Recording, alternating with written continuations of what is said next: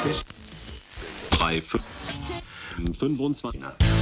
this episode, we discuss expat merit badges. So if you've ever felt like you've achieved a new expat rank and deserved a level up, you'll love this episode of the Bangkok Podcast.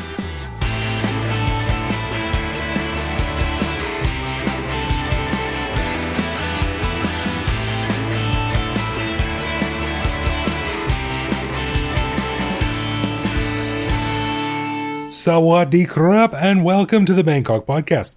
My name is Greg Jorgensen, a Canadian who came to Thailand in 2001 who has finally admitted it, Ed.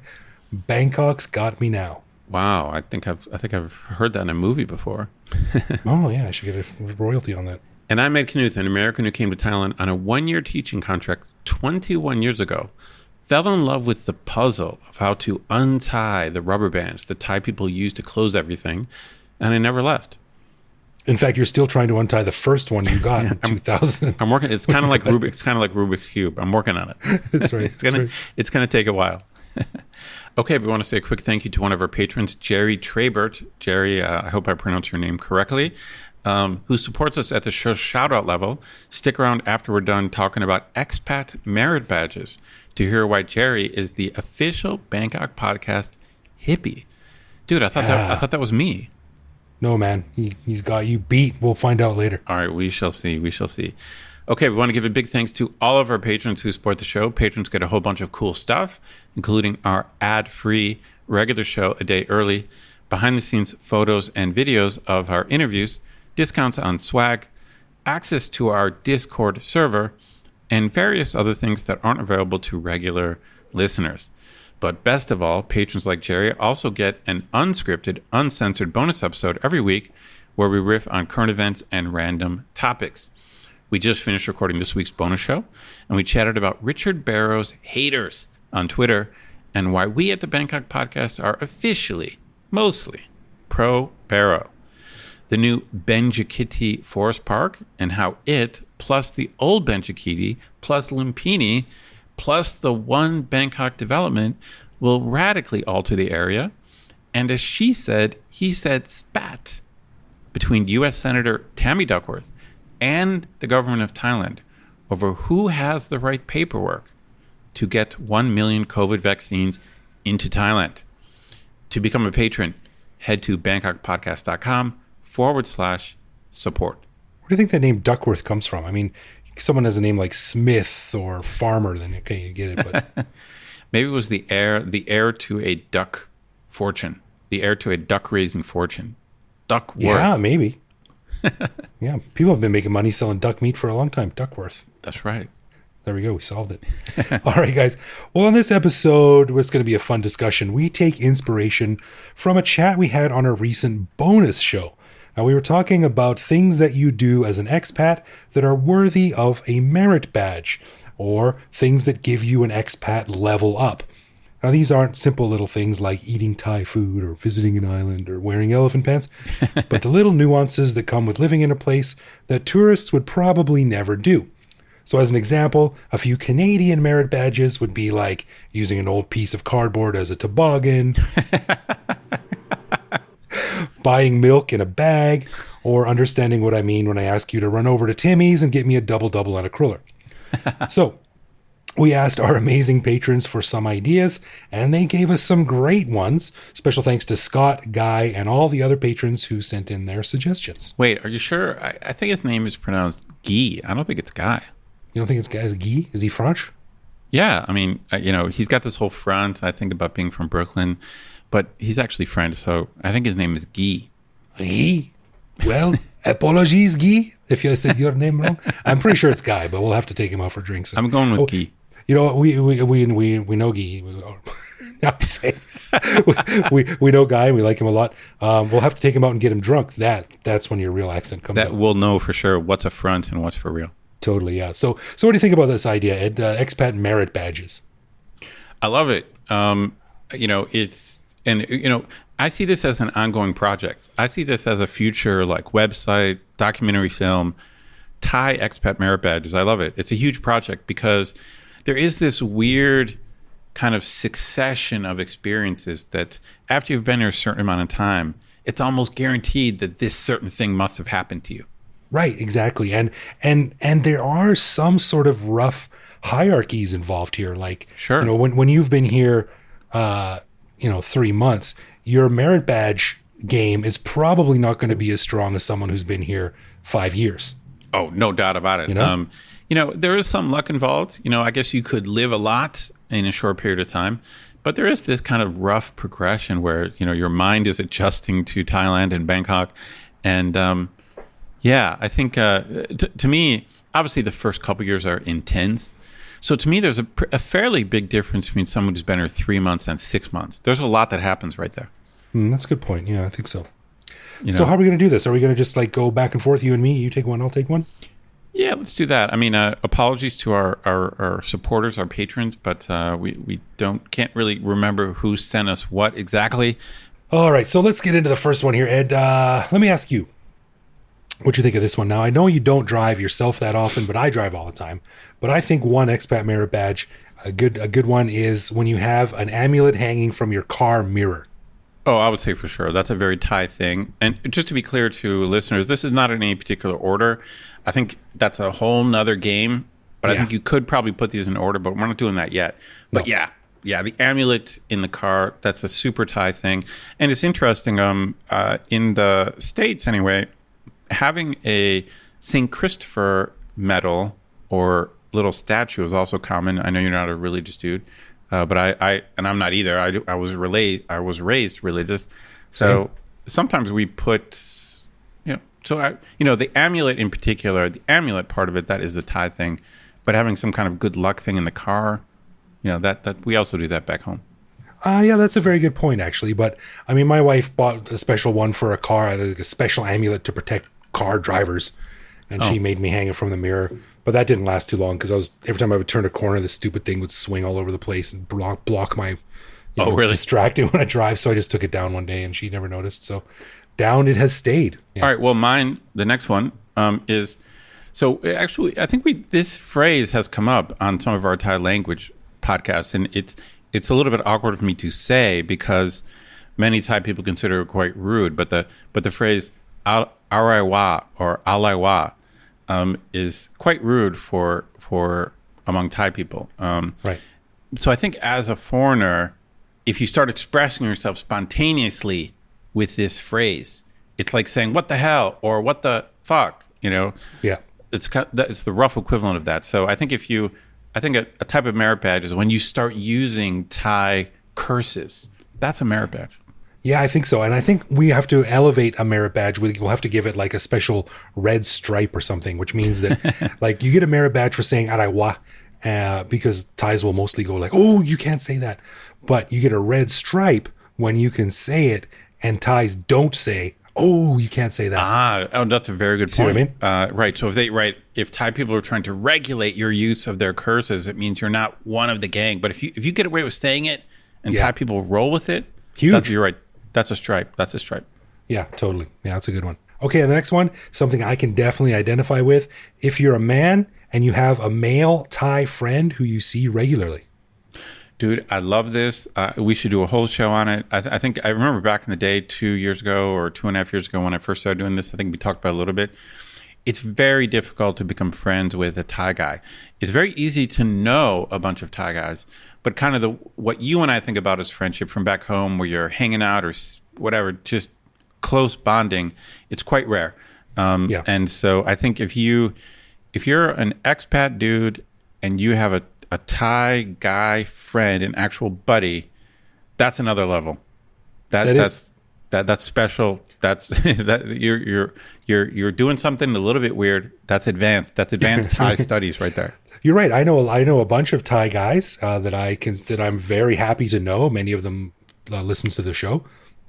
But I don't have any Thai male friend who I would call up and say like, hey, let's go out for dinner next week or let's go on a bike ride or something like that.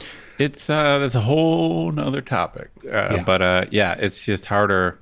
It just seems to be hard to connect the foreign and the Thai guy thing. Yeah. So yeah, for sure. Yeah, that's a good badge. Okay, so I got one for you. Physicality. How about just sitting on the floor, cross-legged for more than, I don't know, 3 minutes, 2 minutes, maybe 5 minutes. Yeah.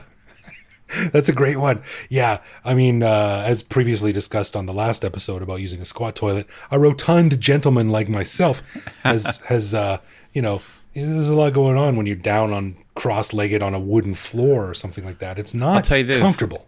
Yeah, I'll tell you this. I've done my fair share of yoga and meditation. And man, the quality of the surface you're on, the type of surface is absolutely key. It changes everything. I've been on a meditation retreat where it was hours of meditation, but you're on like a piece of padding. So it's Right. it's like you can go hours. Like it's, and it might be just an inch of padding, but you sit on a bare wooden floor, 1 minute. That's about 1 minute. Whatever bone is touching, like your ankle bone, your knee bone, your butt bone, whatever part of bone is touching, it hurts. Yeah, totally. The most salient example of this is when a buddy of mine got married. Actually, a former guest, Colonel Johnny Thoits, who was on the Retiring in Thailand show. Sure. When he got married about 15 or 16 years ago, we went down to his place in Hua Hin for the wedding. And while they were doing the monks chanting, there was half of the room was the bride's family and half was the groom's family, and everyone was sitting on the floor. And Sure. the bride's side of the crowd was bone still, stock still. No one was moving. They were sitting there with their hands clasped together. Right. And Johnny's side of the room was like a game of whack-a-mole, heads popping up and people were shifting and moving around all over the place. Yeah, man. It's and I've been there so many times where I have the right intention. I'm at like a blessing in the office, or and again, it could be a funeral or wedding or something, and the monks start chanting, and many times I've just gone in with like the best of intentions, like I'm down for this, and I'm sitting cross-legged, typically on a wooden floor, and then damn, 1 or 2 minutes. I don't know what it is. It's you got to get used to it. It's not easy to do that. Like a mat, again, I've done my fair share of yoga and meditation, but usually I've got a mat. Like the mat makes a big difference. It really does. Sure does. It's not a small. So it's not a small difference. So if you can sit cross-legged on a floor for more than 3 or 4 minutes, and yeah, if you that's right. If you don't tap, so if you're at one of these ceremonies and you don't tap out after, if you can make it 5 minutes, that's a merit badge. That's right. That goes right on your chest. How about this one? When you're on the back of a motorcycle taxi, you're flying down the road, and you get a message, a buzzing in your pocket, and you whip out your phone, and you start reading it or replying to a message as you're flying down the street. I like it. This is perfect. Right? It's perfect. I mean, it's a very Thai thing to be on the back of a speeding motorbike and living a very casual life. It's like a girl doing her makeup, like sitting side saddle or something. It's pretty crazy how casual Thai people are on the back of motorbikes speeding down the road. Yeah. And I think for this one, we can also elevate it with a red stripe. If you can read a phone or something like that, that's a badge. You get a badge with a red stripe if you're reading a book. I'm talking an old school paper book. Okay, that is worth a stripe. There's no doubt about it. Yeah. There's a lot going on. Keeping those pages down. That's right. All right, I got something for you. How about having a favorite Thai song, a Thai song that you know and really like? I think that I agree, because I think that here's the thing.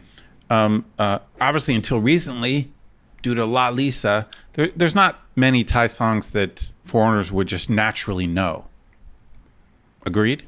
There's just I think you're right. Yeah, I think you're right. Yeah.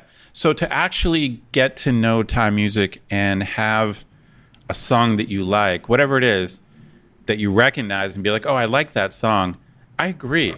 Because I think it took me a while, man. I think I was here for a couple years before I recognized a song as a Thai song and was like, I really like that one. Yeah, I think so. I think you're right. And it took me, but I think I got this merit badge early, because I remember the first real Thai band I heard was Silly Fools, who are not around anymore. They disbanded a long time ago. And I can't remember the name of the song, or I think it came from their album called Juicy, the one with the oranges on the cover. But it was a really, really cool song, and I listened to it a whole bunch. It was all in Thai. I didn't understand what it was talking about. But like, you mean within months of being here, or like your second year?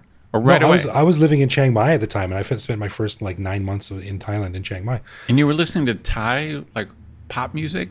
Yeah, yeah. Dude, I honestly, I don't think I did it for a couple of years.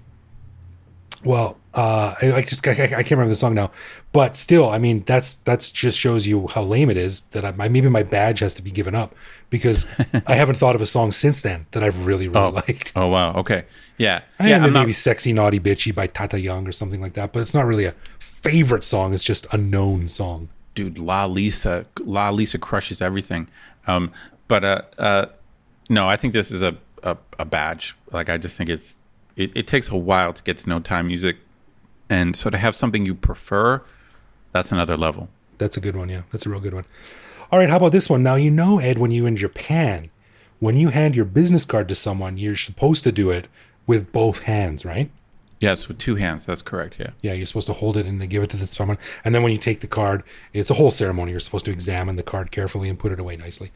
But in Thailand, if you have ever been to an event, like a networking event or something, a lot of times, a lot of Thai people will hold one elbow when they give you their card. So they'll hold their business card in one hand. Oh, they're supporting the hand.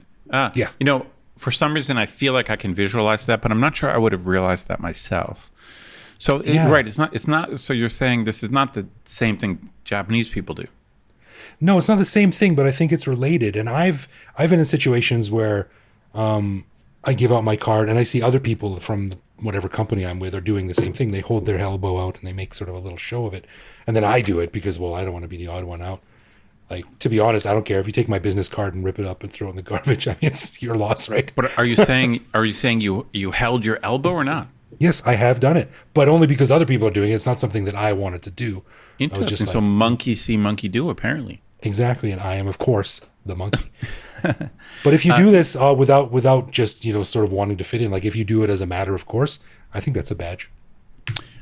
Interesting. I like that. It's a good detail. Although I'm not sure I don't think I've ever done it. So this is the first badge that I don't have. Oh, really? All right. I do have.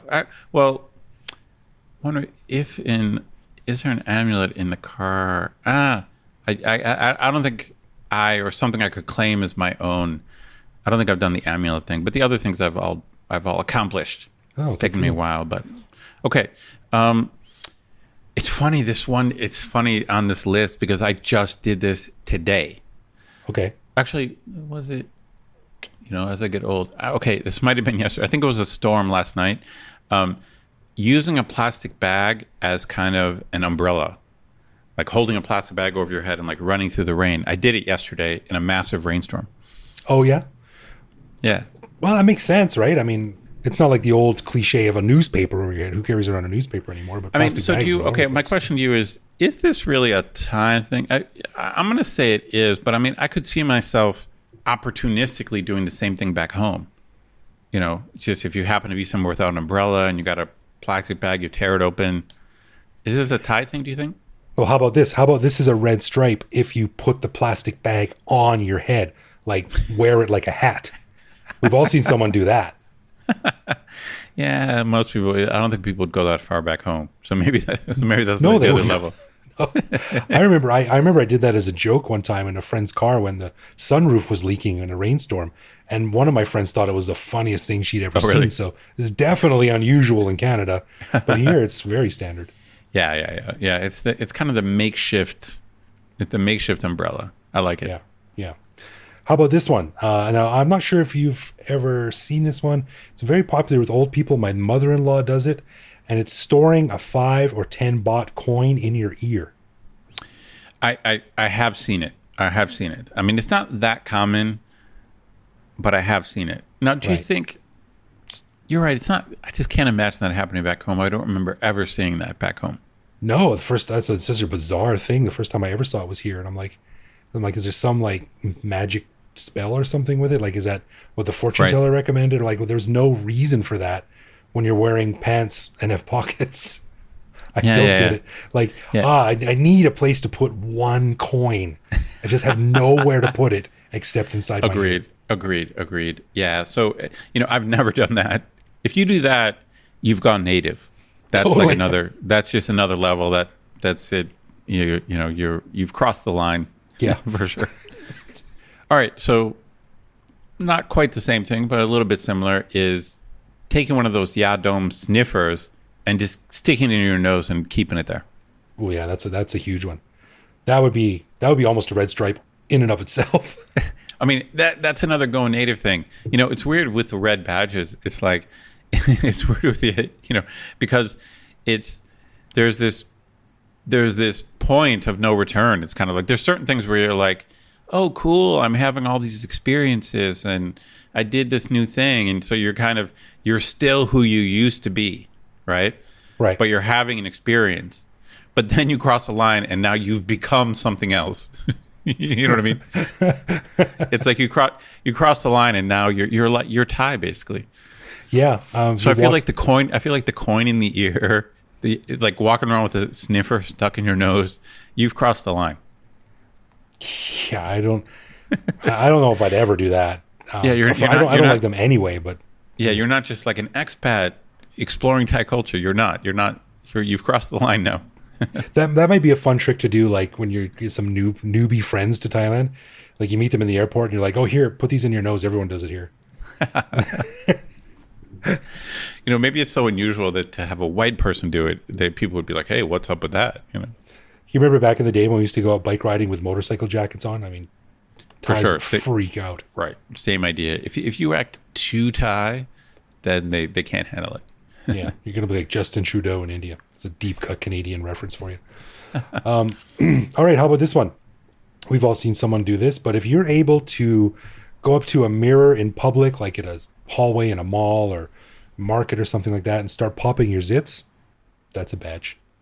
Yeah, well, this fits along with the picking the nose problem. It's like, it's not like Thais do it a lot, but it's just that in the West, like picking your nose in public, it's just not cool. People don't do it, and it's just a little bit more acceptable here. And so sometimes you just get like fairly egregious nose picking going on.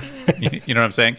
But that's not a merit. That's not a merit badge to do it yourself. You know what I mean? And so it's kind of the same thing with the popping the zits. It's like it's fascinating because we've talked about it. It's like in some ways Thai people are way more private and conservative in public, like how they dress. Right. It's like, but on the other hand, they do weird stuff like popping zits and picking their nose more. They do that more in public.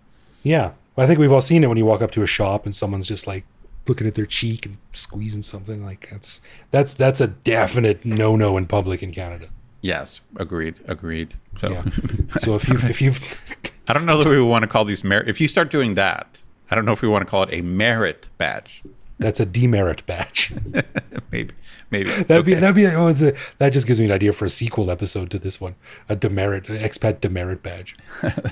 That's good. We should separate. This is a good idea. I told you. Yeah. This is a work in progress. It's a rich mind. Yeah. No, this next one I like. As an American, obviously we're a weird, strange bunch. We have our own way of using measurements, which of course we got from the UK, from Britain. So if you're an American and you start using metric measurements, that means you cross the line. And I remember this. I probably couldn't reconstruct the date, but I remember when I was talking to my class once, and I used metrics for the temperature.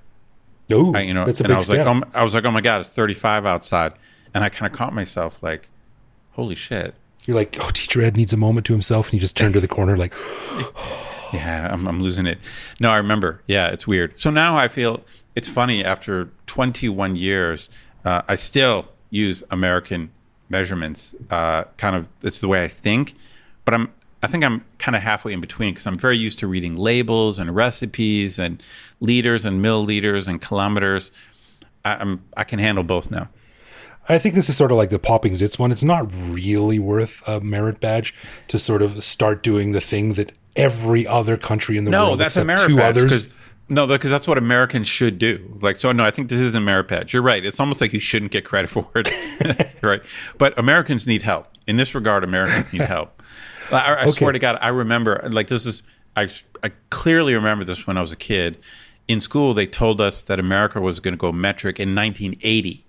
That was an official announcement, and then we just bailed. We're like, Sorry, we changed our mind. We'll get to it eventually. We'll get to it No. get to it in 7 years or whatever the hell. No, so this is huge. No, I agree. It's a badge. I think this is because it only applies to Americans. This one has a red stripe on it too, or maybe it should be a red, white, and blue stripe. But this is when you start. This is when you start saying football instead of soccer. Black stripe. Americans can't do that. That's a line that Americans. That is a bridge too far. Americans can't do that. Football is football. American football should be called hand egg. The best I can do. So here's my compromise, because I'm a diplomatic guy. Sure. Okay, is that I just refer to European football as European football. That's it. That's what I do. So like I say soccer usually when I'm talking about the U.S. players or what's going on in the U.S. So I will sometimes say, like when I'm talking about the World Cup, I'll say European football. That's as far as I'm going. Really? I'm not going to call it football, because football is the NFL. That's like saying Chinese Taiwan. I'm sorry. No, I'm not calling it football. The most you're getting from me is European football. I will say that. Well, this shows the difference between Canadian and American culture, because in Canada we also call American football football, and we call football soccer. But it's soccer. It's football. Football is football. I'm on board with it. I think we should move on. I got a merit badge. All right. Well, this one is kind of meta, and this one is a special badge for tourists who happen to get an expat badge. Because like we said, if you're a tourist, agreed. You probably wouldn't be doing these. But if you do manage to do one of these and get a badge, that in itself is worth a badge. I think you're right. In fact, during your intro, I almost wanted to correct you about the tourist thing, because a lot of tourists, as we've talked about, they come back and they're kind of like expats. So, we've used the word re-tourist in the past. Yeah. So we got to give credit to tourists who develop an expertise. A lot of tourists I feel like some of them know Thailand better than we do. Like we got some amazing patrons and amazing followers. Right. Yeah. But I think if you can come here as a tourist and then like knock one of these off, then yeah, here you go. Here's your For sure. merit badge. That's right. You're moving up. You're becoming a re-tourist. That's right. You're well on your way. All right. So this is kind of meta too. It's kind of an abstract idea, but when you just get defeated by Thailand, like some fact about living here that you probably knew about, but maybe you failed to prepare for. So I mean, like, you don't have an undershirt on, you go into the office, into a meeting, and you got horrible sweat stains in your armpits.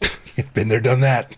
Or you step into the street and you think your pants are rolled up enough, and then you step, 2 feet down, and like you're soaked, and like you get caught in a flood.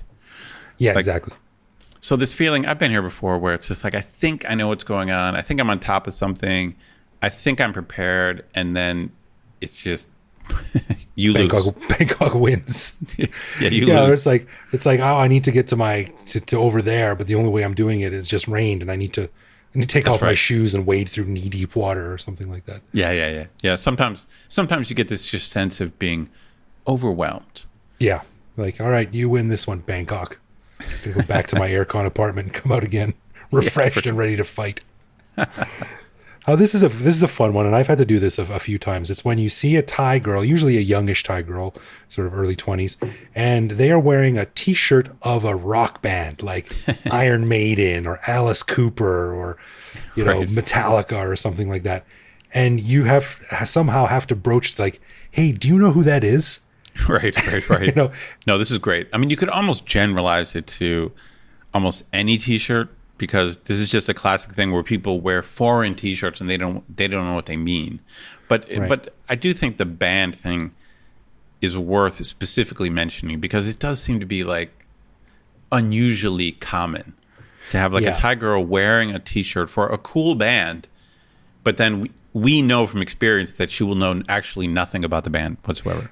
My favorite instance of this happening was when a girl I used to at Agoda, when I used to work at Agoda, she was wearing a shirt that had the Twisted Sister logo on it, the TS connected on the bottom. Oh, wow. Okay. And I was like, and I knew her, and I was like, hey, cool shirt. And she's like, oh, thanks. And I said, you know what that is, right? And she's like, no.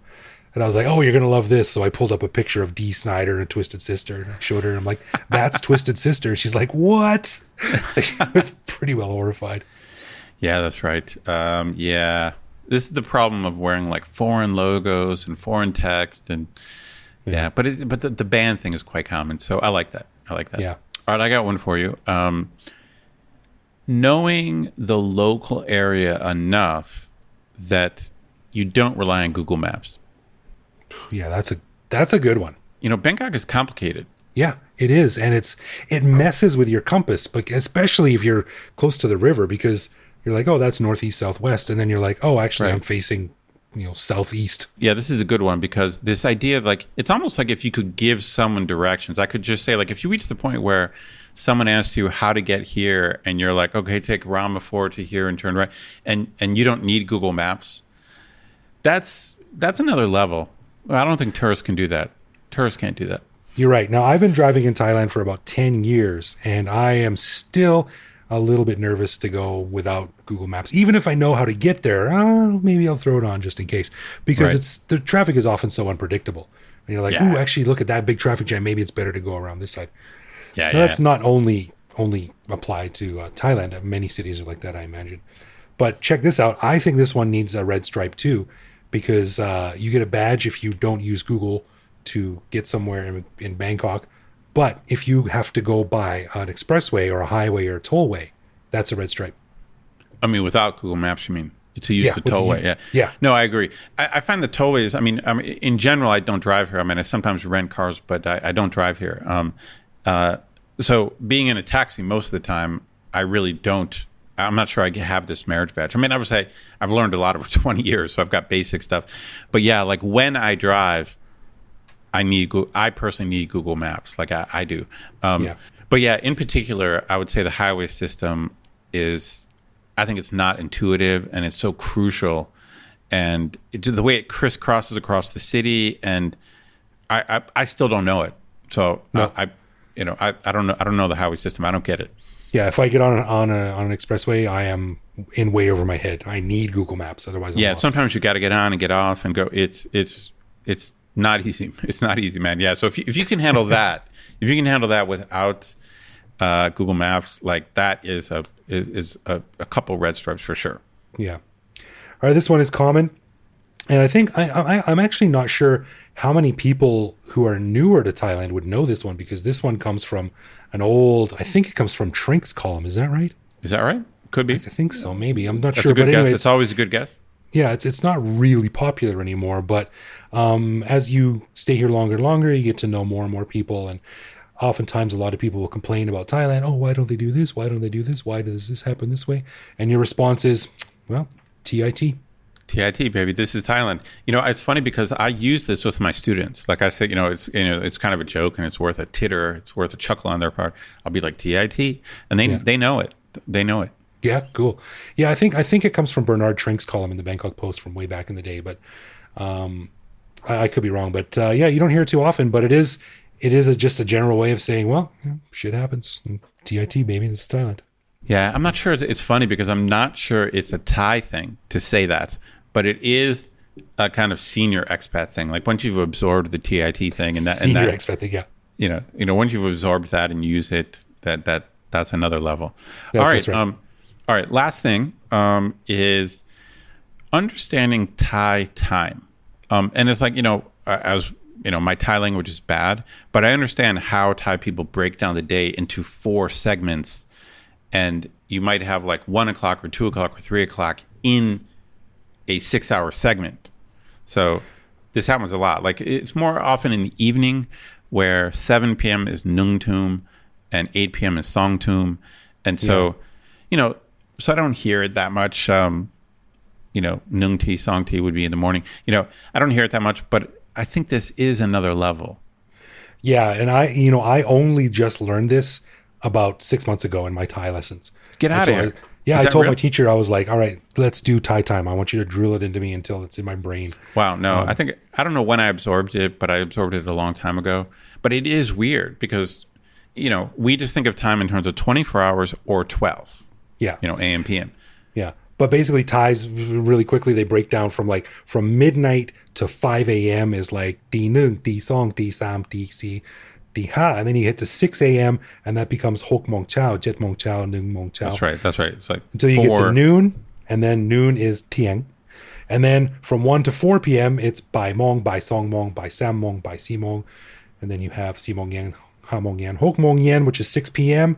And then after that, it's nung tum, song tum, sam tum, si That's tum, right, yeah. ha tum. Yeah. And then tiang kun is midnight, and you're back again. Yeah, so I think I agree. This is a level. Like, there's one thing too, I probably learned that, because I had a Thai teacher. I took some Thai lessons after about 6 months. So I probably memorized that after 6 months, but that doesn't mean it had anything to do with how I thought. Like, it took me a long time before I could think that way and respond quickly when Thai people say something and Right. understanding. So yeah, I think this is it's worth a level. Yeah. A level up. And I'm gonna add one really quick one onto the end here. This is when a cheap plastic stool collapses under you when you're sitting at a noodle table on the side of Sukhumvit somewhere. That's a badge. That's a badge. But depending on your size, that could happen on day one. But we'll give you a badge anyway. You still get a badge. Yeah, exactly. So I think we've all been on some pretty flimsy stools, but when you're a big dude, they're particularly dangerous. For sure. It's only happened once, by the way. So just saying. All right, that was fun. Thanks again to everyone who sent us in some ideas. Sorry, we can't get to everyone by name, but we see you and we love you. All right, let's get into some love, loathe, or live with, where one of us picks a particular aspect of living in Bangkok, which we then discuss and decide if it's something we love about living here, loathe about living here, or have come to accept as something that we just have to learn to live with, no matter how we feel about it. And last time, Ed's topic was the dreaded squat toilet. That's a good one. So this week, it's my turn. And I'm going to go, this one's a little bit odd, Ed. This is a place I'm going to ask you about. In particular, a road. Okay. A particular road in Bangkok. What do you think of Petbury Road, sometimes called Phetchaburi Road? Interesting question. That's it is a little bit of an odd question. Because we both, at some point in our lives, spent several years living very close to Petbury Road, so we know it pretty well. That's right. Yeah, so the weird thing about Petbury is it runs parallel to Sukhumvit, right? It does tend to be busy and crowded, and it's kind of broad. So I think Petbury is a newer road than Sukhumvit, right? So I think it's technically like new Petbury Road. So do you know how old it is? Do you know? Actually, I do, because I looked this up a little bit on Wikipedia. Petbury Road is about 9 kilometers long, and it was built in 1905. Oh wow! It's actually older than I thought. I didn't realize it was that old. But my take on Petbury is there's not that much really interesting on Petbury. It really is just like Sukhumvit is the strip, and then Petbury is this transport. It's like very functional, and to me, it's kind of like just grimy. There is stuff on Petbury, of course. There is Pratunam, and there's a few hotels, but doesn't it? Am I wrong in saying that Petbury has a weird like kind of second class kind of functional status? Yeah, man, I'm gonna go loathe on this one. I really do not like Petbury Road. I think it's a long, dusty. Yeah, it's very dusty and grimy, dark, dreary. Yes, agreed. It's just grimy. An old-looking road. Yeah, it's funny. It's like I don't know why I didn't really think of it as old, but it's just, I guess it is. From what we looked up, but there's something about it. It's like it's rare that the attraction that you're going to is on Petbury. It's often you need to go on Petbury to get where you're going. Yeah, exactly. But obviously, Pante Plaza is on Petbury. But if anyone's been to Pante Plaza over the last couple of years, they'll know that that's a shell of its former self. Right. So I'm not saying there's nothing on Petbury. Obviously, it's a very long road. You're right, though. But no one has ever said to me, "Oh yeah, let's go to that cool place on Petbury." Yeah, never heard that. Yeah, it has an odd. Yeah, it's funny. It's really odd that you brought this up, because I never really thought about it this way or brought attention to it. But it's odd, and even on Rama 9, there's a fair amount of cool stuff.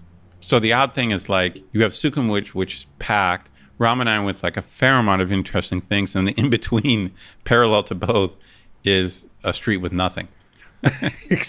The street with nothing. Yeah, that's right. That's right. And it's so weird because back in the 70s, it used to be the place where people go. Like it used to be the red light district, all the go-go bars and clubs and Oh, stuff. right, On right. Maybe Road. you're right. Yeah. Yeah. Okay. It's just Yeah, abandoned. I'm gonna go live with, but I feel you're loath. I see. I get where you're coming from. Right. All right. All right. Loathe and live with. It's a good one. All right. So as we mentioned at the beginning of the show, we'd like to say thank you to Jerry Trabert for lending us his support at the show shadow level. Greg, what did you find out about Jerry? Well, as it turns out, our buddy Jerry came here on. It was very similar to a lot of people we talked about and met. He took a 2.5-month trip in 2003 with his buddy Patrick. He said, "Shout out to Patrick," and since then has traveled every 2 years to Thailand, which is pretty. He's a pretty cool and consistent. re-tourist. He is a re-tourist. I wonder how many badges he has. He said most of the time I visited Thailand as a tourist, but in 2010 I spent 3 months, check this out, as an intern with the great Dr. Expat Pindawanija at the Research Center for Peace Building at Mahidol University. Oh, wow. Yeah, and he spent some time working in the deep south as well of Thailand, which is Wow, very cool. yeah, it's a very cool thing. So I think because, I mean, like we said at the beginning of the show, Ed, you're a ponytailed liberal arts professor. That's pretty hippie-ish. But you've never actually done time at the Research Center for Peace Building. I mean, That is talk true. about hippie pursuits. That is Kumbaya Central. Kumbaya, the University of Kumbaya. Yeah. That is true. That I got to admit, that sounds pretty hippie to me. Yeah, and but the funny thing is, Jerry says from 2012 to 2013, I stayed 1 year as a PhD student at Mahidol. My studies didn't work out for me, so we decided to move back to Germany.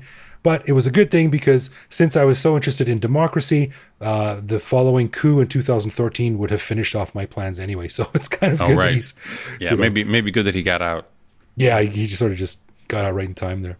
And again, he got out. That's the first time he got out. The second time he got out was when he visited in January 2020, just when things started shutting down. So, Good timing. He's got good timing. yeah. But he said, during the 1 year in Thailand, my girlfriend and I experienced the benefits and drawbacks of living as an expat, and I'm more than happy that I can feed my nostalgia with your help. Cool. Ah, that's nice. That makes me feel warm and fuzzy. We're happy to be here for Yeah. him. So thanks for the support there, Jerry, and we hope you're doing well and hope you can come back here soon. Let's get together and talk peace. For sure. We can sing Kumbaya together. All right. A final thanks to all of our patrons who support the show. Patrons get a ton of cool perks and the warm, fuzzy feeling knowing that they're helping support the show. Find out more by clicking support on our website and connect with us online. We're Bangkok Podcast on social media, bangkokpodcast.com on the web, or simply bangkokpodcast@gmail.com. We love hearing from our listeners and always reply to our messages.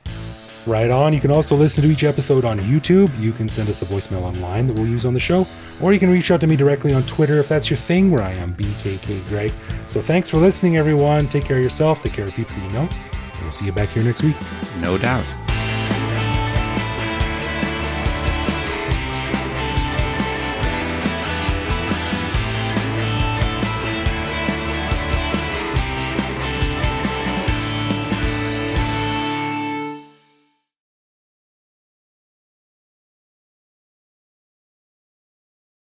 But we appreciate the help from everyone, including the Scott and Guy? It's so good. I don't know where I came up with this idea of calling him Guy. It's so goofy. I thought I was the one supposed to be drinking Sambuca. Anyway, the first one we're going to get into. I think he's gonna freak out. If he hears this, he's gonna die. It's so funny. That's funny. All right. Okay, So, let me get control. Dude, you're Patron cutting this out, dude.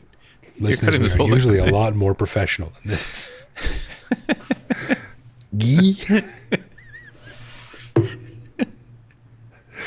Why is that so funny? It's Your joke. I don't know. It's like you're tickling yourself. it's funny because he's Okay, we'll take a break. so funny. But it is a real name, right? Like a French guy would be named Guy or Martin. It's so silly.